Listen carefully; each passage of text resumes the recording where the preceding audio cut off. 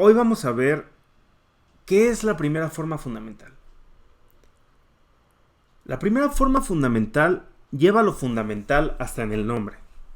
Y es un objeto que ya hemos estudiado antes, que tiene más nombres que el mismísimo diablo.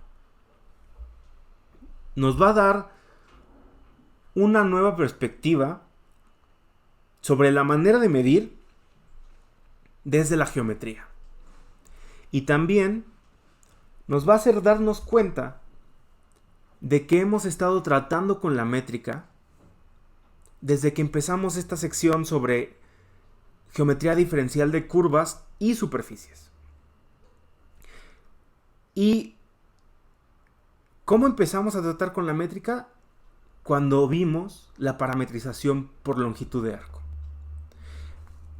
Yo sé que cuando introdujimos la parametrización por longitud de arco pareció un artificio que era innecesario, que era trabajoso y que incluso para calcular la curvatura resultaba que complicaba las cosas a veces. Pero ahora vamos a ver por qué era necesario introducirlo. La primera forma fundamental, si la queremos definir, tenemos que invocar, traer de los muertos a la longitud de arco. Eso que habíamos olvidado. La longitud de arco para una curva regular parametrizada, que recordemos que iba desde el intervalo i para i en la recta real hasta los reales, hasta R3, perdón, la definimos como S del parámetro t, la integral, igual a la integral desde un parámetro inicial t0 hasta el valor t de la norma del vector tangente a mi curva parametrizada alfa' de t dt, ¿no? Ahora, usando el todopoderoso teorema fundamental del cálculo, podemos obtener la forma diferencial de la longitud de arco. Simplemente hacemos la diferencial de esta expresión con respecto al parámetro y sabemos por el teorema fundamental del cálculo que esto no es otra cosa más que la norma del vector tangente a mi curva parametrizada en mi parámetro t. Ahora, vamos a considerar una curva bien específica. ¿Por qué? Porque es la curva que hemos estado estudiando una y otra vez. Esta curva va a ir de mi intervalo i a la superficie que sabemos es un subconjunto de R3. De manera que este intervalo va a ser menos epsilon a epsilon. Y P va a ser el centro del intervalo. ¿Qué quiere decir? Que A evaluada en cero, alfa evaluada en 0, es decir, mi curva evaluada en 0, va a ser igual a P, con P en la superficie. Y recordemos que para una parametrización phi de un abierto U en R2, la imagen de Q bajo phi, cuando Q es un elemento del abierto, es igual a P. Entonces, esto es lo que le vamos a pedir a mi curva alfa de t. Por lo tanto, usando ya toda la notación que hemos desarrollado hasta este punto, podemos cambiar de este armatoste a este. Y como estamos buscando justamente la longitud de arco, la diferencial de la longitud de arco para el punto P, estamos evaluando este elemento en el parámetro t igual a 0. Y esto no es otra cosa que la norma del vector tangente a la curva alfa en 0. Pero sabíamos que esto era lo mismo que el vector tangente o la derivada de mi parametrización en Q. Y esto lo podemos escribir otra vez como la diferencial de Q, de phi, evaluada en Q. Ahora, yo puedo desarrollar a este operador como la diferencial de mis componentes por las parciales con respecto a la base de phi evaluada en Q. Y a eso tengo que sacarle la norma. Pero no me gusta la norma. Entonces voy a sacar el cuadrado de esta expresión. Y ahora ya tengo el cuadrado de la diferencial de la longitud de arco evaluado en 0 es igual al cuadrado de la norma. Entonces la norma al cuadrado simplemente es esto de acá. ¿Por qué? Porque recuerden que la norma de algo es, digamos, esto. Entonces, esto al cuadrado simplemente es lo de adentro al cuadrado. Entonces, si yo tengo la diferencial de mi longitud de arco al cuadrado y la diferencial de mi longitud de arco es la norma, entonces voy a tener lo de adentro al cuadrado. Pero esto no es otra cosa que el producto dos veces de lo mismo. Y no se dejen engañar. ¿Por qué? Porque a pesar de que tengan el mismo índice aquí, el índice es mudo. Y entonces yo lo puedo cambiar. Yo lo puedo renombrar.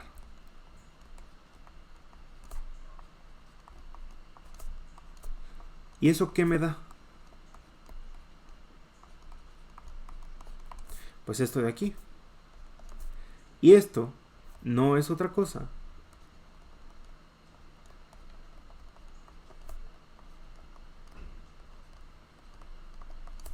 que esto. Y esta expresión está medio fea, ¿no? Claro, claro que está medio fea. Pero el truco está en saber quiénes son estos señores de aquí. Y ahorita lo vamos a ver. De forma general, es decir, si no nos preocupamos por este punto y lo escribimos para un punto cualquiera que esté parametrizado en mi abierto,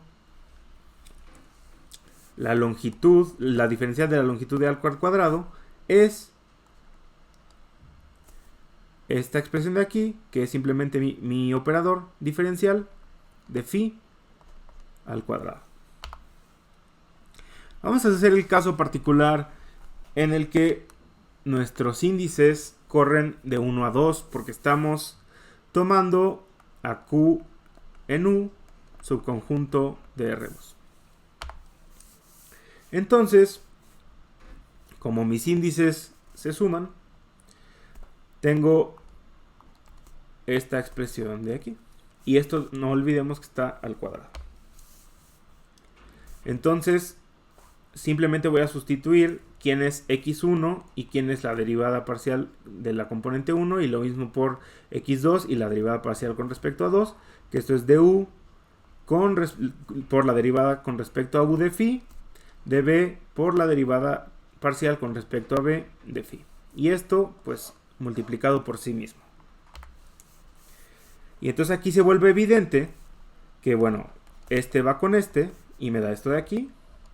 Luego, este mismo va con este y me da el término cruzado. Y volvemos a hacer este con este, que me da este otro término cruzado. Y ahora este con este, que me da este término. Como las diferenciales parciales cambian de lugar, conmutan, este término y este término son el mismo. Y entonces, esto es al cuadrado, esto está al cuadrado, y este son el mismo. y entonces tengo el viejo y buen amigable binomio cuadrado, ¿no? Listo, ahí está. Este señor al cuadrado y 2 veces esto de aquí. Oye, pero esta expresión se ve bien fea. O sea, no, a mí no me gustan estas cosas. Es lo mismo que ya me habías escrito hace rato. O sea, nada más me estás cuenteando. Esto es lo mismo que esto.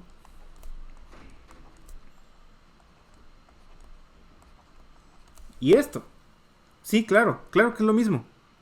Pero vamos a ver quién fregados son estos coeficientes. Vamos a ponerles nombre primero. A este, que es con respecto a la primera coordenada, lo vamos a llamar E. Al que es con respecto a la segunda coordenada, lo vamos a llamar G. Y al que es el producto de los dos, lo vamos a llamar F. Entonces, la primera forma fundamental la definimos como la diferencial de la longitud de arco al cuadrado. Y la escribimos como I. Ya de forma un poquito más bonita. Todavía no llega a su forma más bonita. La primera forma fundamental es como calamardo guapo.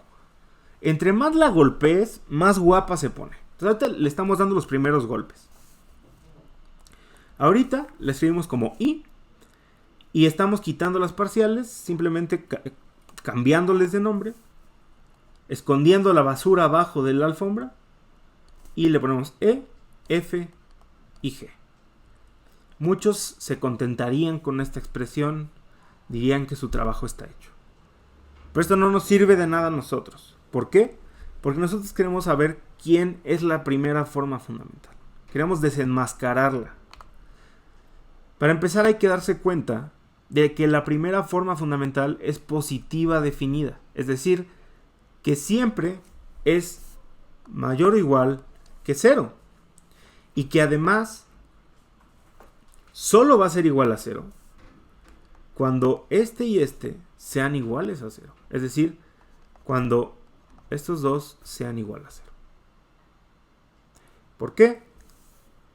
Porque como este y este son elementos del plano tangente, no pueden ser igual a 0 al mismo tiempo. Porque son linealmente independientes. Porque son los elementos de la base del plano tangente. Muy bien. Entonces, ahí está la primera forma de la primera forma. Vamos a ver que yo puedo factorizar una E y escribir esto simplemente así, ¿no? Simplemente factoricé una E. Pero, recordemos que F era igual a E por G. Como las parciales conmutan, pues es lo mismo que G por E, ¿no? Entonces, cambio la F por esa expresión. Ahora, ¿quién es G? Si F es G por E, entonces G es F sobre E. Entonces sustituyo a G y me da esto de aquí. F sobre E al cuadrado. Si yo quiero sumar todo esto de aquí, el denominador tiene que ser el mismo para los tres. Entonces, lo primero que voy a hacer es simplificar. Y este cambio lo hice, aunque parezca que no tiene sentido porque lo volví a cambiar, porque quiero que sea evidente lo que voy a hacer algunos pasos más adelante. Entonces lo vuelvo a cambiar a F. Y ahora sí, quiero que el denominador sea igual en todos los términos. Entonces, para acá, multiplico por E y arriba y abajo. Y aquí simplemente multiplico por un 1. Y ya tengo todo igual, ¿no? Ahora, lo que voy a hacer es factorizar otra vez un 1 entre E. Bueno, aquí factorizar el denominador. O sea, factoricé el 1 sobre e cuadrada completo. Como ya había factorizado a la e, pues esto me queda e sobre e cuadrada, me queda 1 sobre e. Y aquí adentro me quedan estos fulanos, que son e cuadrada, 2e por f y f. Casi tengo el binomio cuadrado perfecto. ¿Qué me falta? Me falta que este señor esté al cuadrado. Entonces, aquí simplemente simplifiqué esto de aquí. Como quiero que esto sea el binomio cuadrado perfecto, pues lo voy a hacer a golpes, como lo hace un buen físico, cuchareando. Le voy a sumar y a restar un f cuadrada por db. Entonces le sumo y le resto un f cuadrada db cuadrada, lo que es igual a 0. Y reacomodando términos, simplemente esto de aquí más esto de acá me va a dar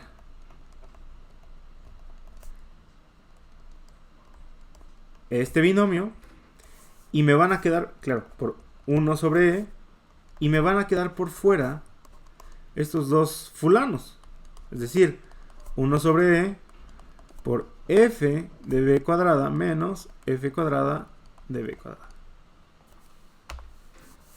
Que es justo esto que tengo acá. Ahora, lo que voy a hacer es subirlos al primer piso y después factorizar esto de aquí. Bueno, aquí literalmente no hice nada, pero ahora sí. Aquí está. Entonces, ¿cómo sé si esto es positivo? Bueno, yo tengo la certeza, Miami me lo confirmó, que esto siempre va a ser positivo. ¿Por qué? Porque e literalmente es un cuadrado. Entonces siempre es positivo. Y ya vimos que no puede ser igual a 0. Entonces de hecho siempre es mayor que 0. G también es mayor que 0. Entonces ninguno de estos es igual a 0. De hecho siempre es mayor que 0. Siempre es positivo. Entonces esto de acá adentro es positivo porque este señor es positivo y este señor es positivo. El único que me preocupa es el f, porque siempre está muy f, como dicen los chavos, ¿no? Esto de aquí. Entonces, para garantizar que la primera forma fundamental sea positivo definido, esto debe ser mayor o igual que 0. Pero esto es sencillo. Y para demostrarlo, solamente hay que aplicar unas triquiñuelas sobre esta cantidad, que es la norma del producto vectorial entre e y g, la norma al cuadrado. Que como sabemos, la norma cuadrada siempre va a ser positiva o igual a 0.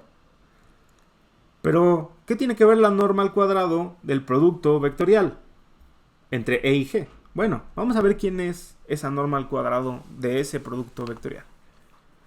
Recordemos que podemos escribir el producto vectorial, la norma del producto vectorial, como esto de acá, la norma del vector por la norma del segundo vector por el seno del ángulo que hay entre ellos dos. Como esto está al cuadrado, simplemente lo elevamos al cuadrado. Entonces el cuadrado se distribuye porque todos están multiplicando. Esto me queda como la norma cuadrada de E, la norma cuadrada de G y seno cuadrado de teta. Aquí voy a hacer un pro gamer move, que simplemente es decir, la norma cuadrada de E es E cuadrada, y la norma cuadrada de G es G. Y seno cuadrado de teta es 1 menos coseno cuadrado de teta.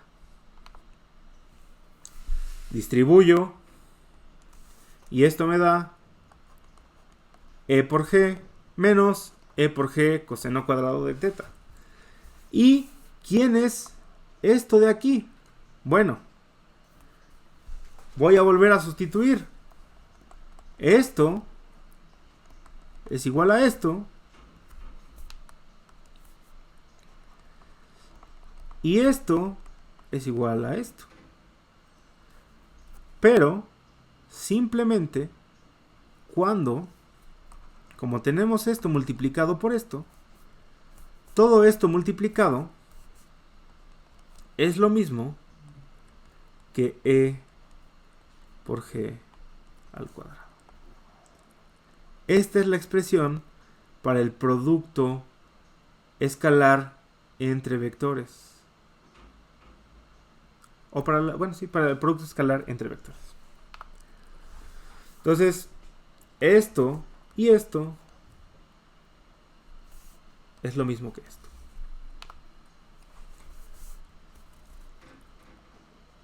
¿Qué podemos escribir como el producto escalar entre dos vectores al cuadrado?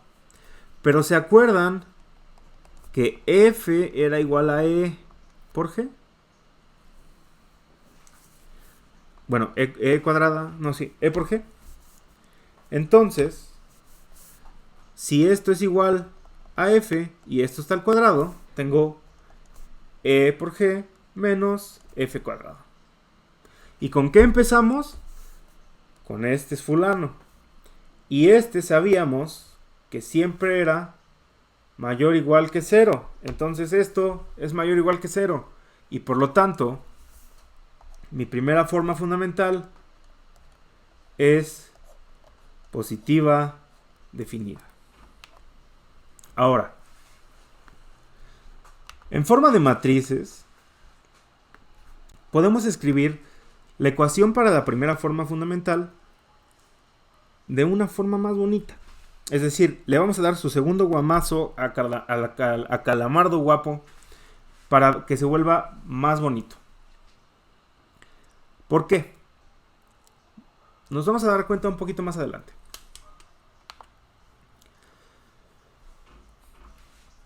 Yo les propongo esta ecuación y ahorita vamos a ver que sí es cierto.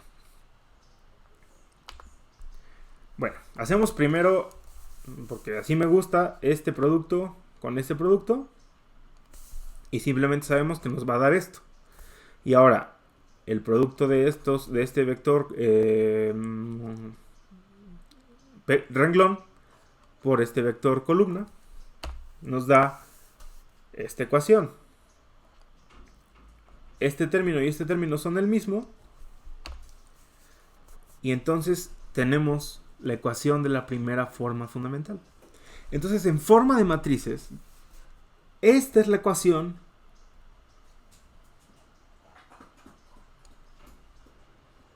de la primera forma fundamental. Y estos señores ya los conocemos, ¿no? De hecho, pues me van a decir, no hemos hecho nada, o sea, nada más me está mareando. Porque ya habíamos dicho que la primera forma fundamental era esto de aquí por esto de acá. Sí, cierto. Estos ya los conocíamos. Son este señor y este señor. Pero ya encontramos una expresión bonita en forma de matriz para las parciales, que es esto. No solo es una expresión bonita en forma de matriz, donde los elementos de la diagonal principal son el cuadrado de la derivada parcial con respecto a ella misma, y los otros elementos son la derivada, los términos cruzados, sino que esta matriz de coeficientes es un sujeto bien interesante. Estos coeficientes son las derivadas parciales de la parametrización phi con respecto a las coordenadas del abierto U. Ahora, Vamos a ver quién es esta matriz, porque yo les estoy diciendo que es un sujeto bien especial y bien importante, pero no les estoy diciendo quién es. Vamos a escribirla con todas sus letras.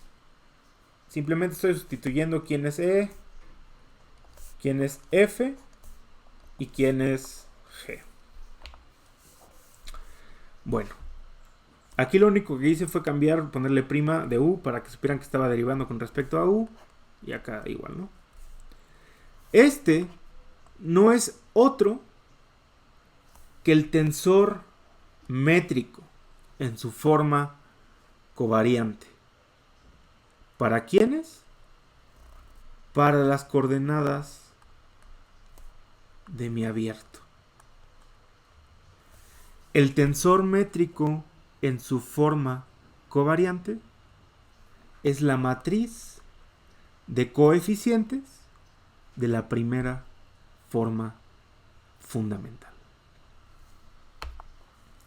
Entonces, ya podemos escribir a la primera forma fundamental como su versión más hermosa y que es de hecho la ecuación más elegante que hemos visto en el curso hasta ahorita y que involucra la notación de índices, la longitud de arco, porque recuerden que partimos de la longitud de arco, involucra al tensor métrico y a los elementos de la base del espacio dual al plano tangente a mi superficie en un punto. ¿Están listos? Ahí está. El diferencial de la longitud de arco cuadrado es igual al tensor métrico, al producto del tensor métrico en su forma covariante por los elementos de la base del espacio dual al plano tangente. Y esto, señores y señoras, señoras y señores, chicos y chicas, es la expresión para la métrica. Es decir, esta es la forma de medir. Y este es el tensor métrico. Es decir, para el espacio euclidiano, aquí pondríamos a la delta de Kronecker, la matriz identidad, como le quieran llamar. Pero la métrica, como tal, es esta expresión. Y esa es la primera forma fundamental, la métrica. Por eso es fundamental y por eso siempre es la primera, porque es el príncipe de la geometría. La métrica es la princesa, la reina de la geometría, y el tensor métrico es su príncipe, ¿no? Entonces, quiero que se queden con esta ecuación. Ni siquiera hemos definido una variedad y ya dimos la ecuación para la métrica. Ya sabemos quiénes son los elementos del espacio dual al espacio tangente. Ya sabemos quiénes son los elementos del espacio tangente. Y ya sabemos quién es la curvatura, la torsión.